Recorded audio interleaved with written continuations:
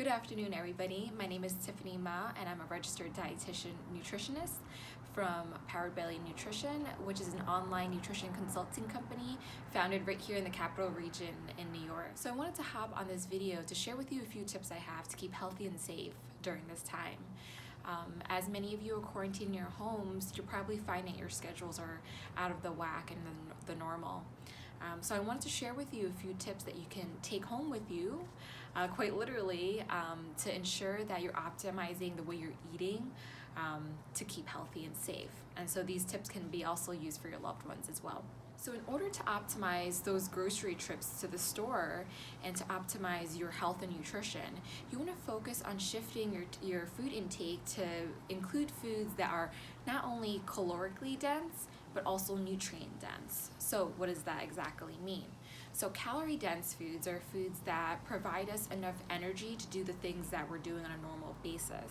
However, nutrient dense foods are foods that are high in micronutrients such as vitamins and minerals to keep us healthy and safe for longer because they take longer to digest and break down.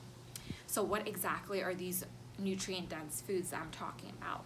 Think of things like whole grains, whole grain pasta, whole wheat bread, brown rice, quinoa, oats, and popcorn are just a few that come to mind. Another great thing about these foods that a lot of them are shelf stable besides things like breads. So they can stay in your shelf for an extended period of time. When it comes to things like breads or bread products, you can certainly store them in your fridge or even freeze them to ensure that they have a longer life. Some other fantastic shelf-stable and nutrient-dense foods to include right now include things like legumes. So this includes your beans, peas, and lentils. They're typically lower in fat but high in nutrients such as folate, potassium, iron, and magnesium. Another amazing benefit of legumes is that they also are fiber-rich, so they do keep us fuller for longer as well. Some other sources of legumes that would be great for this time include things like black beans, edamame, personally one of my favorites, and garbanzo beans, also known as chickpeas. You're probably used to buying legumes in their canned versions, but dry versions work great as well. They may have a bit of a learning curve to prepare them, but oftentimes it's a very minimal process, and they actually are more inexpensive this way. When it comes to fruits and vegetables, we know that they're great for us because they're nutrient dense. But a lot of questions still remain whether or not frozen or canned produce is just as good. And the answer, yes, they're still just as great. And they may even be better depending on the season. So frozen and canned fruits and vegetables are picked at their ripest, meaning they aren't harvested until they're at their peak freshness and standard. Then they're transported immediately to the processing facilities to be frozen or canned, meaning that they stop the maturing process then and there, and the nutrients that are packed in the fruits and vegetables remain in there. When fresh counterparts of certain fruits and vegetables are out of season, they might ripen too quickly, and then during transport, they might ripen to the point where they may lose some taste and texture.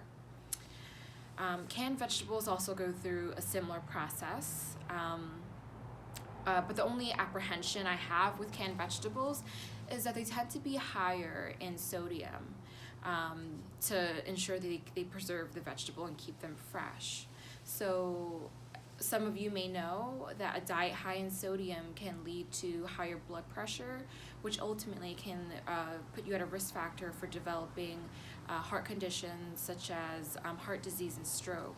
So on the other hand, canned fruits tend to be higher in the sugar content, packing some unnecessary calories along the way.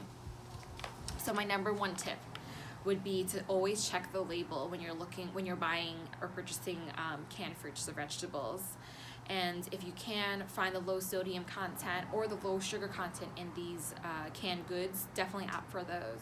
However, if you can't find those alternatives, another thing you can do is just rinse them under cold running water, and that way you lose some of the sugar content from the canned fruits and decrease the sodium content in the canned vegetables.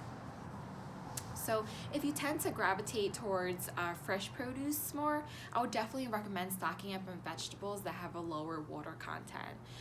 This is because higher water content vegetables and fruits tend to spoil more easily. So, just think the higher and more water a fruit or vegetable has, the more prone it is to spoilage. Vegetables that are lower in water content includes things like carrots, potatoes, and green peas. And then fruits that are lower in water content includes things like apples, pears, cherries, grapes, and bananas. Some other great food options to include in your diet at this time are canned meats such as chicken and tuna, which are high in protein. And then you can also include things like nut butters and nuts, such as peanut butter and almonds and walnuts. And they're a great source of healthy fats, healthy unsaturated fats, that is. Some really simple snacks that you can fix up easily at this time include things like whole grain crackers with peanut butter, paired with some fruit, or you can opt for a low-fat cheese stick for some extra protein with a handful of nuts.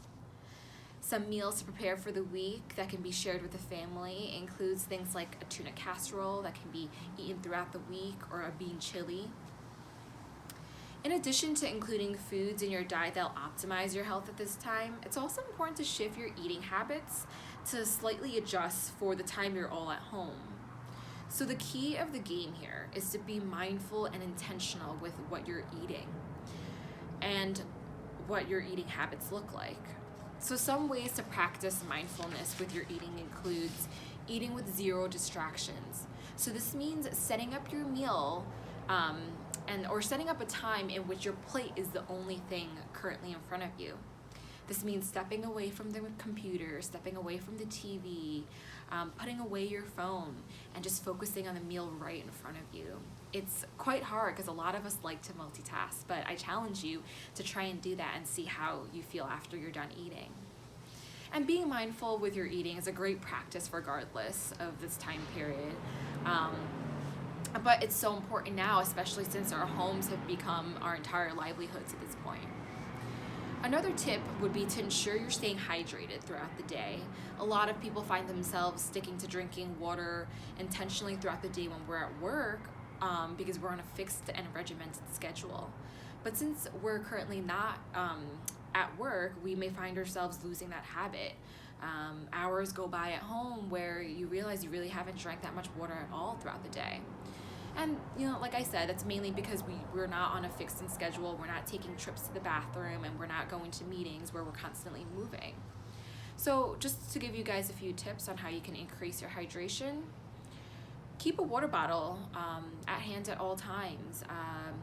And fill it throughout the day and make sure that it's filled, and have it conveniently placed within arm's reach. So this could mean like right in front of your computer, right next to your computer, wherever your place of work seems to be. Another great tip is to start your day with a glass of water. So filling a glass of water and having it by your bedside, or even having it on the kitchen counter is a great way just to get your day started with some water. Lastly, setting a few alarms on your phone throughout the day is to remind you to pick up your water is a great tip too. There are some great apps that can help you do this to give you some friendly reminders to sip and hydrate. Lastly, a lot of us may be experiencing some additional stress at the moment, and food often becomes a coping mechanism to deal with that stress. So we may notice we're taking some additional walks to the pantry or to the fridge, but before you find yourself in a situation, I'm asking you to assess yourself and ask yourself how you feel before you dive head into a bag of chips or a sleeve of cookies. Really ask yourself. And sometimes it's a great practice to even ask yourself out loud, am I really hungry at this time, or am I eating out of stress and boredom? Just check in with yourself. Well, I hope you're all able to take something away from this discussion. Continue practicing social distancing, wash your hands at all times when it's possible, and keep yourselves healthy and safe. Again, my name is Tiffany Ma, and I'm a registered dietitian nutritionist from PoweRDBelly Nutrition. You can reach me at the email that I'll post right below.